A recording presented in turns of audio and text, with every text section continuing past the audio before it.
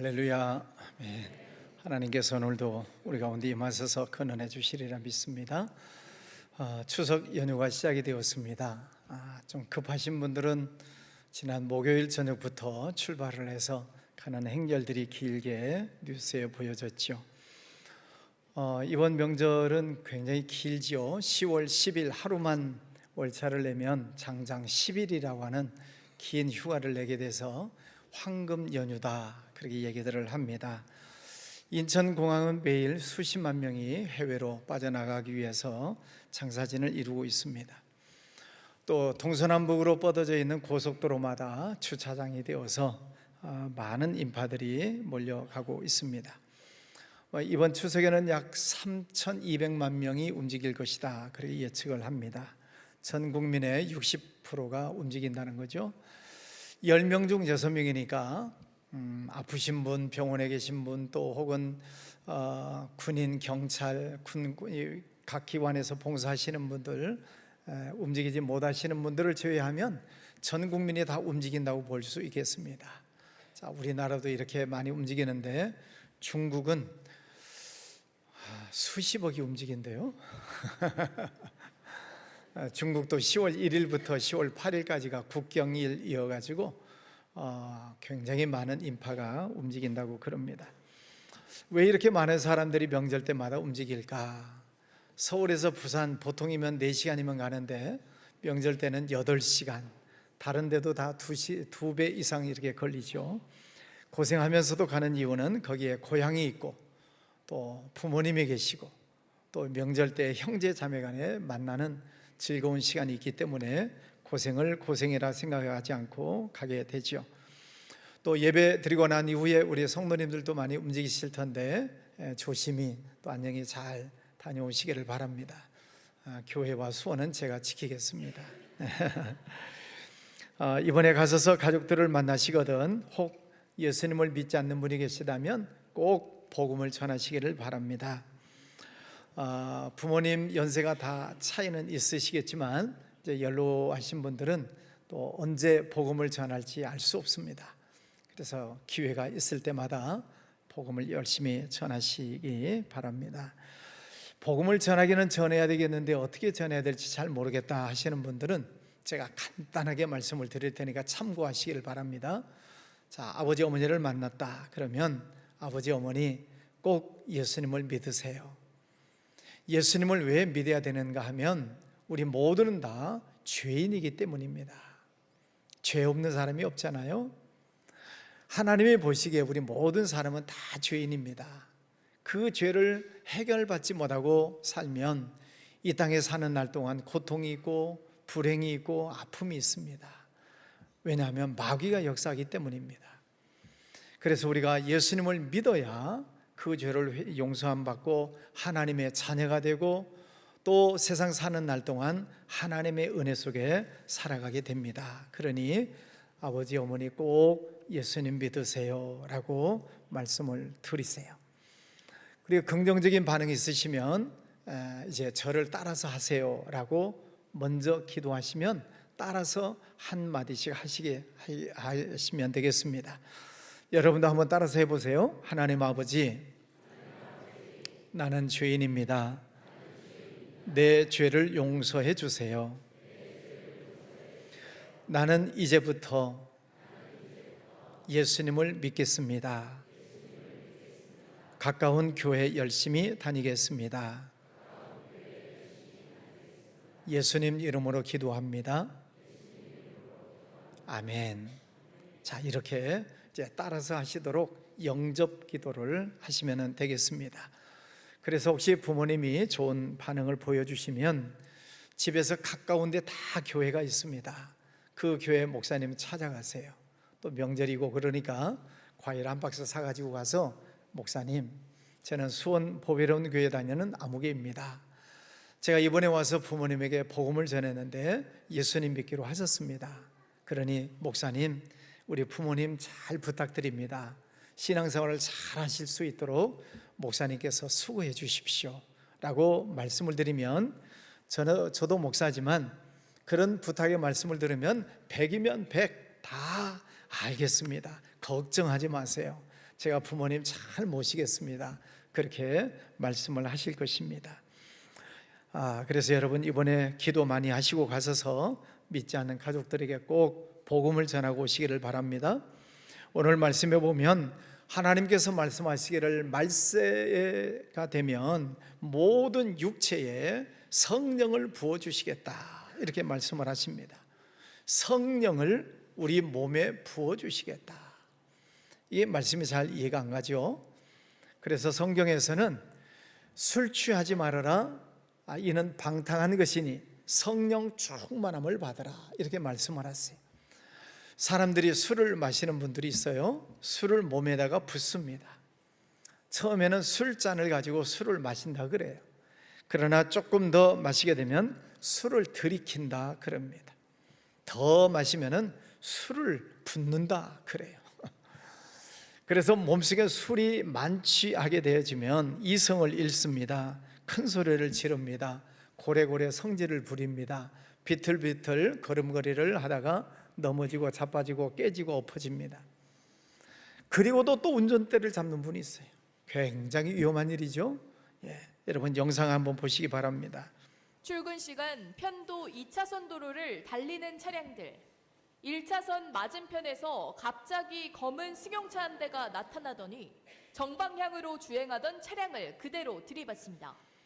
이 사고로 역주행하던 30대 남성 운전자가 크게 다치고 50대 다행히 사망 사고는 없었지만 역주행하면은 큰 사고가 난다는 것은 다 압니다.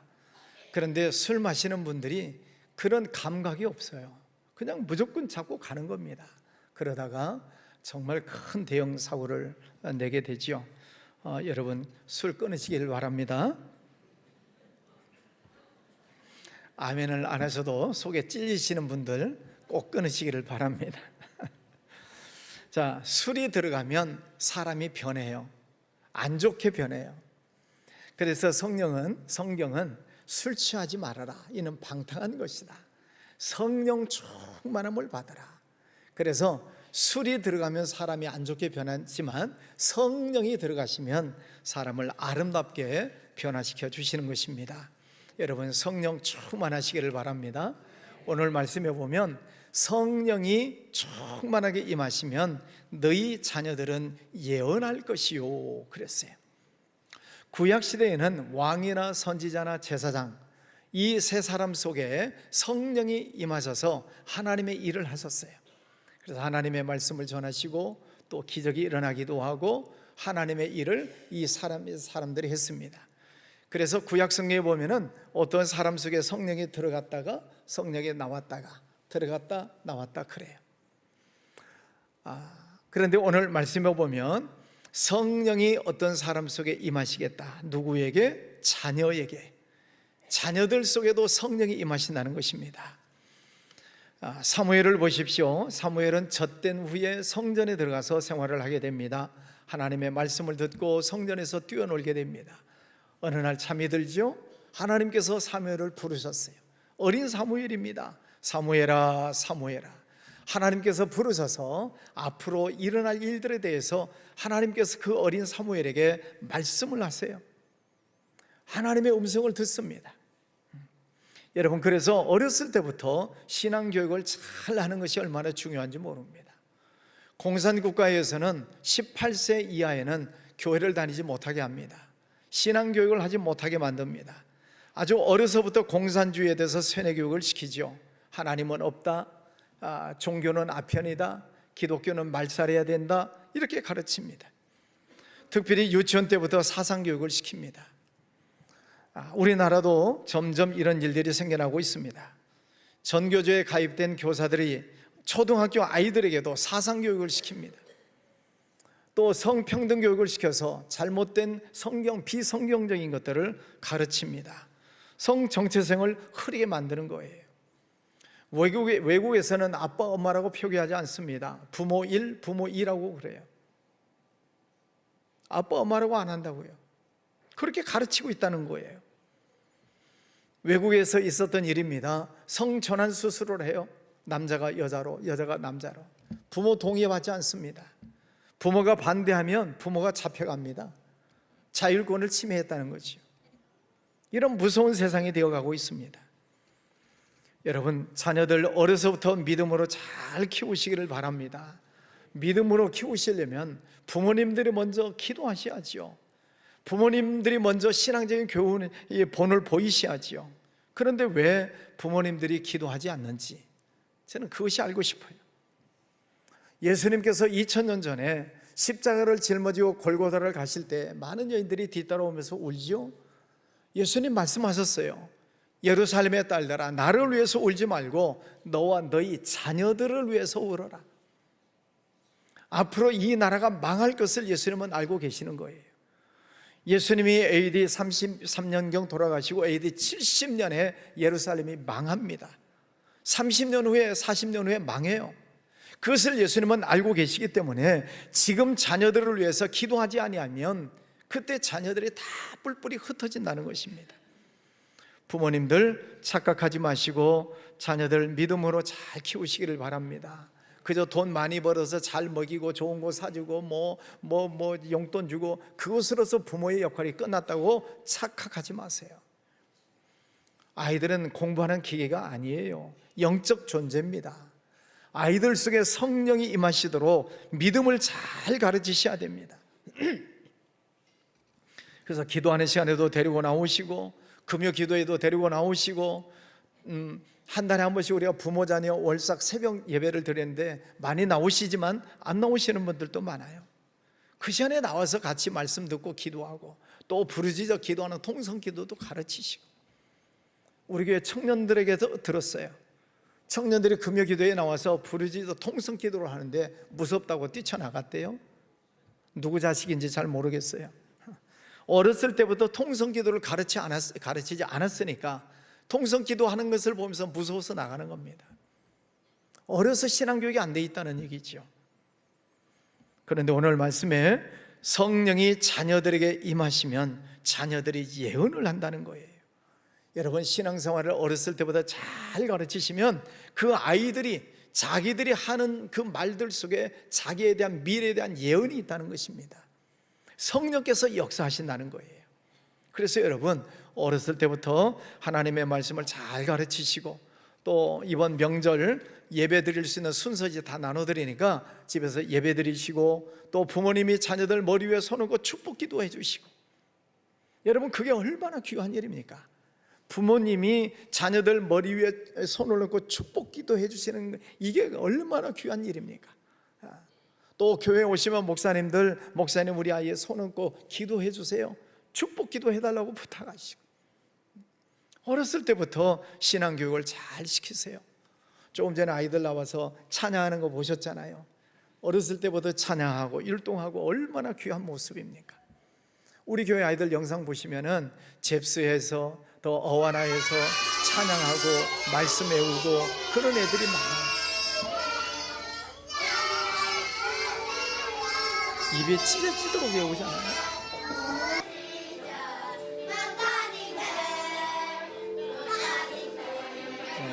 말씀 외우고 찬양하고 율동하고.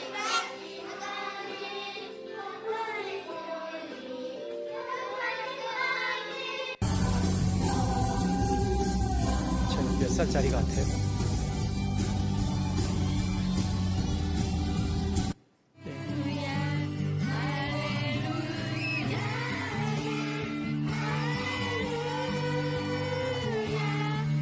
애들도 찬양을 가르치니까 두 손 들고 찬양하고 성령 충만한 모습이잖아요. 여러분, 자녀들 믿음으로 잘 키우시기를 바랍니다. 그러면 자녀들이 예언을 한다, 하나님의 말씀을 전하게 된다는 것입니다. 두 번째는 젊은이들은 환상을 본다라고 말씀합니다. 환상이라는 단어는 하존, 하나님께서 청년들 머릿속에 장래 일어날 일들에 대해서 그림을 그려주신다는 거예요. 환상은 눈을 뜨고 있어도 머릿속에 보이는 거예요. 하나님의 특별한 은사죠. 성령이 충만하면 청년들이 하나님이 주시는 그 그림을 보고 그 꿈을 가지고 달려나간다는 것입니다. 아브라함도 환상을 보고 다니엘도 에스겔도 다 환상을 보면서 그 나라의 미래를 향해서 예언을 하는 사람들이 되지 않습니까? 우리 청년들 꿈과 상상이 최고조로 발달하는 그런 나이대입니다.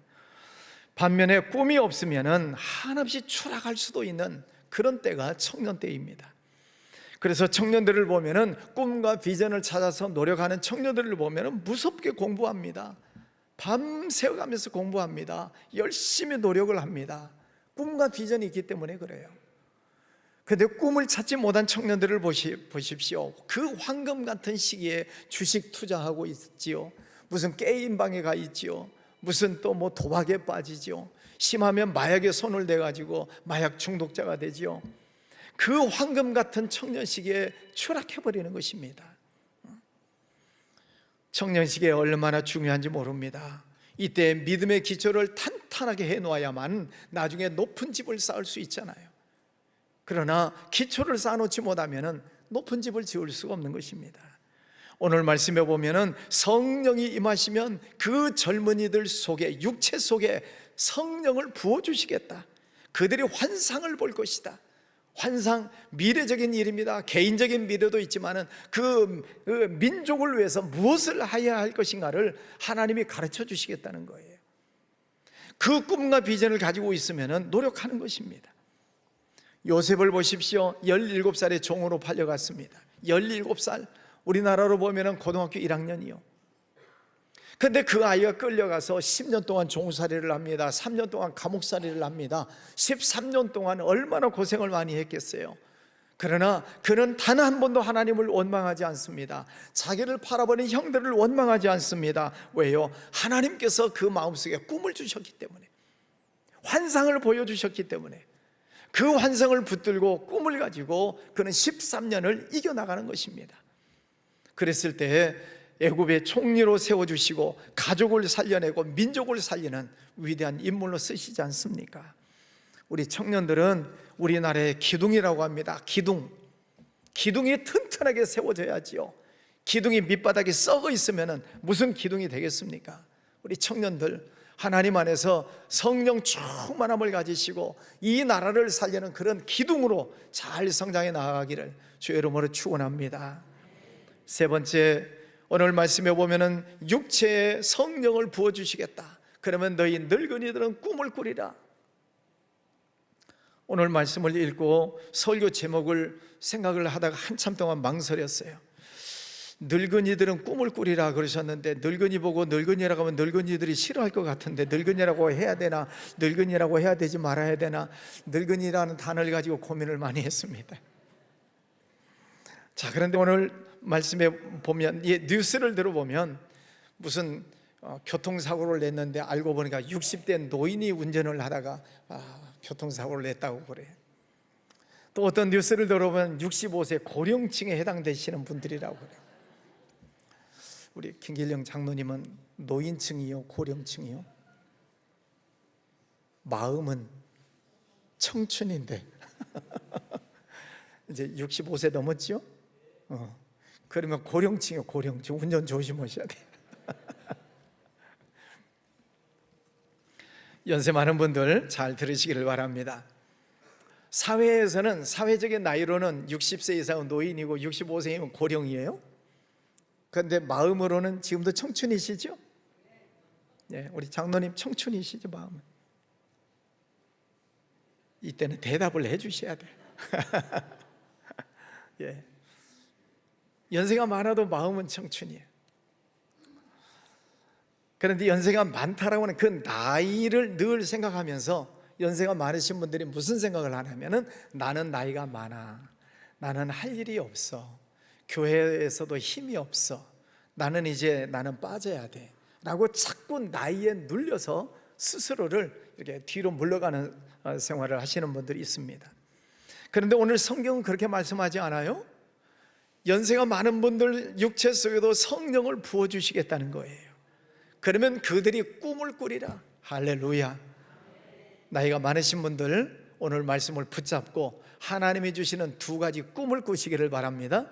두 가지 꿈을 주셔요. 하나는, 연세가 많은 분들은 경험이 많으세요.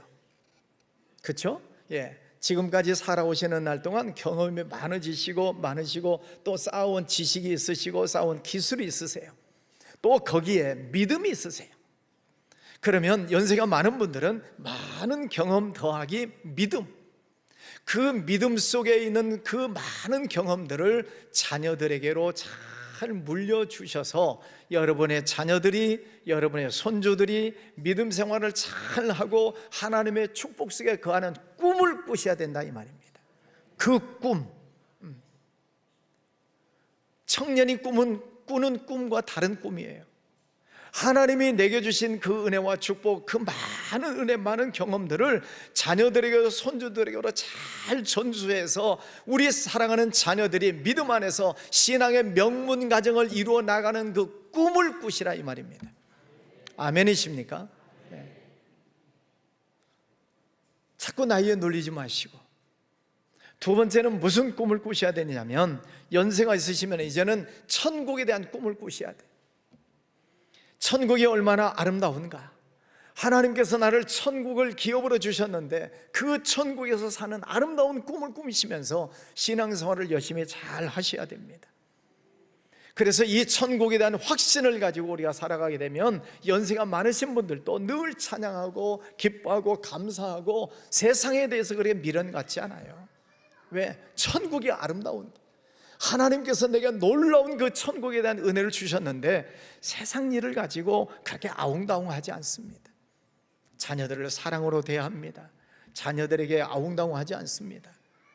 그래서 연세가 많은 분들 성령이 충만하셔서 그들 속에 꿈을 꾸시면 두 가지 꿈이라고 말씀드렸어요. 하나는 자녀들이 잘 되는 그 꿈, 또 하나는 내가 천국에 가는 그 꿈, 그 꿈을 가지고서 열심히 주님을 섬기게 되는 것입니다. 갈렙이라고 하는 사람은 85세가 되었습니다. 모세 후계자로 40년을 이제 있다가 85세가 되었어요. 하나님께서 이스라엘 백성들에게 가나안 땅을 복으로 주시겠다고 약속하셨는데 이 12지파들이 헤브론이라고 하는 지역을 정복을 못하는 거예요. 산악지역입니다. 또 거기에는 또 강대한 사람들이 살고 있어서 무서워서 그 땅을 점령을 못하는 거예요. 그 꼴을 보면서 갈렙이 무슨 이야기를 하느냐면, 여호수아 장군이요, 나에게 저 산지를 주십시오. 내가 저 산지를 들어가서 정복하겠습니다. 그래서 이 갈렙이 군인들을 데리고 들어가서 그 땅을 점령해 들어가지 않습니까? 몇 세에? 85세. 그는 강건했다, 40년 동안 성실했다, 내가 충성했다, 그렇게 표현을 하고 있습니다. 85세가 되어도 꿈을 가지고 있는 사람, 하나님께서 은혜를 주시는 사람들은 정복해 들어가는 것입니다. 여러분, 오늘 말씀을 기억하시면서 너희 나이가 많으신 분들은 자꾸 나이에 눌려서 나는 아무것도 못해, 나는 할 수 없어 라고 하는 그런 의기가 소침하는 그런 삶을 살지 마시고 성령 충만함 속에서 큰 꿈을 꾸시기를 바랍니다.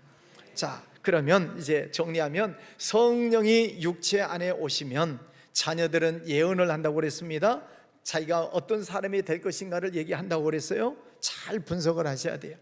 젊은이들이 성령이 충만하면 환상을 본다고 그랬습니다. 자기의 미래에 대해서 내가 이 나라를 위해서 무엇을 할 것인가를 하나님이 보여주셔요. 젊은이들은 나라를 위해서 무엇을 할 것인가. 나이가 많으신 분들 성령이 충만하시면 이제는 이 하나님이 주신 은혜와 축복을 내 자녀들에게 잘 물려줘서 자녀들이 잘 되는 꿈을 꾸고 천국에 대한 아름다운 꿈을 꾼다고 그랬습니다. 그러면 어떻게 하면 내가 성령 충만함을 받을 수 있는가? 세 가지 말씀을 드립니다. 세 가지 조건 중에 첫 번째는 예수님을 영접하셔야 돼요. 질문합니다. 여러분, 예수님을 구주로 영접하셨습니까? 예수님을 믿습니까?